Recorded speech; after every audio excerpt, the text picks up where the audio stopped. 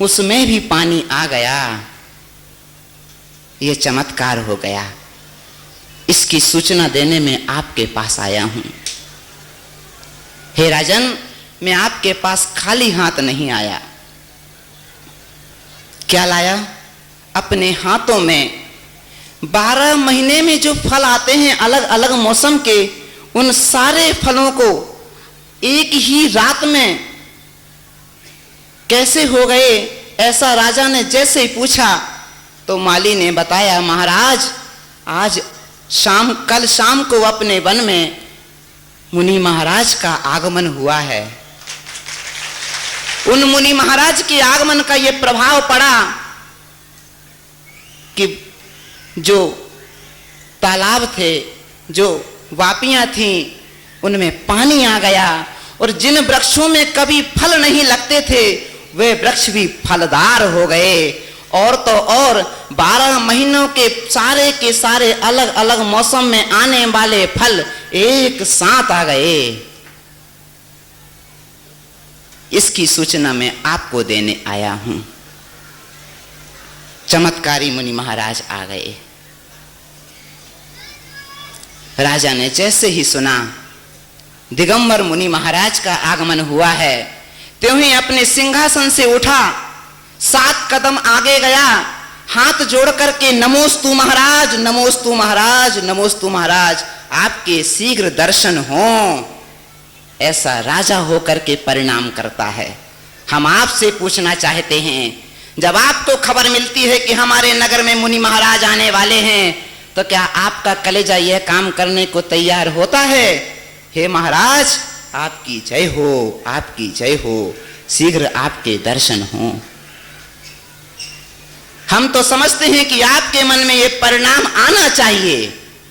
जिस दिशा से आपके यहां मुनि महाराज आ रहे हैं उस दिशा में आपको उनको लेने जाना चाहिए और उनको वहीं से नमोस्तु करते हुए, हे भगवान आपके दर्शन हो, आपकी सेवा करने का सौभाग्य मिले, मैं अपने जीवन को धन्य कर सकूं, ऐसा परिणाम हर गृहस्थ के मन में आना चाहिए। वह राजा अपने ठाट बाट के साथ मुनि महाराज के दर्शन करने के लिए वन में गया। जैसे ही उसने मुनि महाराज को देखा, त्यों ही उनके चरणों में जाकर के नमन किया, प्रणाम किया, नमोस्तु किया। अपने हाथ में बहुमूल्य वस्तुएं ले गया था। बहुमूल्य वस्तुएं अपने हाथ से मुनि महाराज के चरणार बिंद में समर्पित कर दी। भगवान आपकी जय हो, जय हो, जय हो, सौभाग्य है मेरा, आपके दर्शन हो रहे हैं। कैसे होते हैं मुनि महाराज? तो कहते हैं, मुनियों का दर्शन जब भी करो तब सब पापों का नाश हो सकता है। अपने घर में बैठ करके यदि आप किसी भी मुनि महाराज के नाम की माला फेरेंगे, तभी तब समझ लेना कि आपके निश्चित तौर से पूर्व जन्म में इकट्ठे किए गए सारे पाप नष्ट हो रहे हैं, पुण्य का आगमन हो रहा है। वही पुण्य का आगमन तीर्थंकर प्रकृति पद को भी दिला देता है। वह राजा मुनि महाराज के चरणार बिंद में नमोस्तु कर करके बैठ गया और सोचने लगा, मुनि महाराज कुछ उपदेश दें, मुनि महाराज कुछ उपदेश दें। आप लोग सुन रहे कि सो तो नहीं गए? जरा जोर से बोलो, आचार्य विद्यासागर महाराज की। लगे तो ऐसा लगा सो तो नहीं गए कहीं। तो हुआ यूं कि मुनि महाराज के चरणार बिंद में वह राजा हाथ जोड़ करके बैठ गया और सोचा कुछ मुनि महाराज उपदेश दें। मुनि महाराज ने बहुत ही अच्छा उपदेश दिया, 5 पापों के त्याग करने का। हिंसा, झूठ, चोरी, कुशील और परिग्रह, ये 5 पाप जो करते हैं वे संसार सागर में नीचे की ओर जाते हैं, और जो इन्हें छोड़ देते हैं वो आचार्य विद्यासागर महाराज जैसे ऊपर बैठ जाते हैं। बस हमें और आप में इतना ही अंतर है।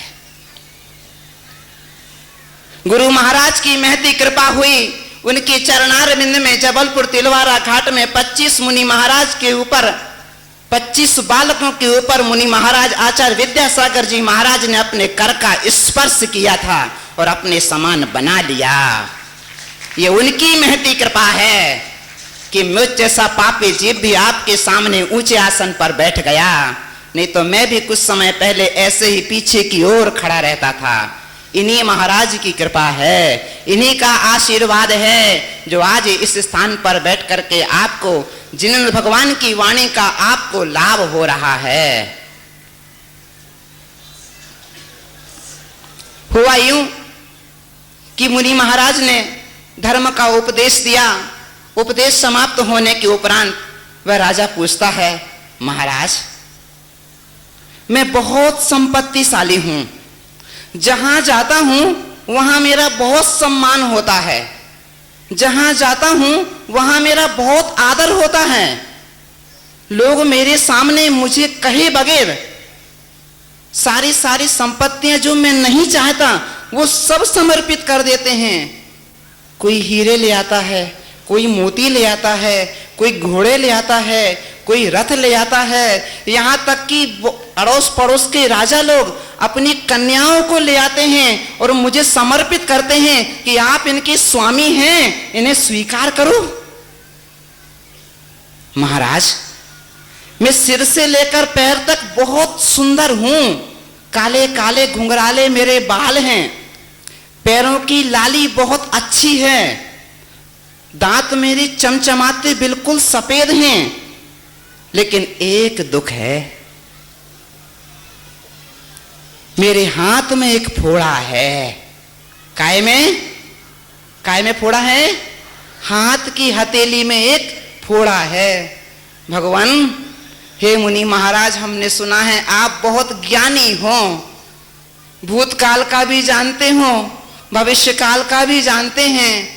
हे मुनि महाराज कृपा करके बताइए कि मेरे हाथ में ये फोड़ा क्यों रहता है? इसमें कुछ दर्द बना रहता है, इसमें से मवाद झरती रहती है, लेकिन सिर से पैर तक मैं बहुत सुंदर हूं।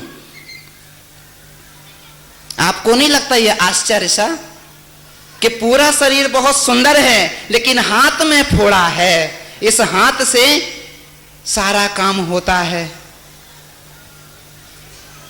और हुआ यूं, मुनि महाराज बड़े दयालु, मुनि महाराज बहुत दयालु ही होते हैं, सब पर कृपा दृष्टि करते हैं। उनके लिए तो राजा आ जाए तो भी धर्म लाभ हो तथास्तु, या कोई भिखारी व्यक्ति भी आ जाए उसके लिए भी धर्म लाभ हो तथास्तु। इस प्रकार का आशीर्वाद दोनों को समान दृष्टि से दे हो गया। बोले बात ऐसी हो गई जैसे मैंने तालाब से फूल तोड़ा, वैसे ही एक व्यक्ति उपस्थित हुआ और उसने मुझसे यह कहा है कि यदि तुमने ये फूल किसी महापुरुष के चरणों में नहीं चढ़ाया तो निश्चित तौर से मैं तुम्हारे प्राण ले लूंगा, इसलिए आपके चरणों में चढ़ाता हूं क्योंकि मेरी नजर में आप ही सर्वश्रेष्ठ हो।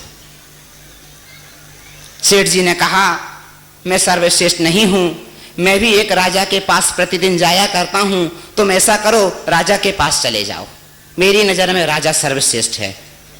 वह राजा के पास गया, राजा ने भी कहा मैं सर्वश्रेष्ठ नहीं हूं, सर्वश्रेष्ठ होते हैं दिगंबर मुनि महाराज, क्योंकि मैं उनकी वंदना करके आया हूं अभी, तुम ऐसा करो उनके चरणों में जाकर के ये फूल चढ़ा दो। और वे मुनि महाराज जिन्होंने भगवान की स्तुति करते हुए जिनालय के पास में विराजमान थे, तो वह ग्वाला मुनि महाराज के पास गया और उनके चरणों में नमस्कार करते हुए बोला, हे संसार के सर्वश्रेष्ठ प्राणी, मैं आपकी पूजा करना चाहता हूं इस फूल से, जिससे मेरे प्राण बच जाएं।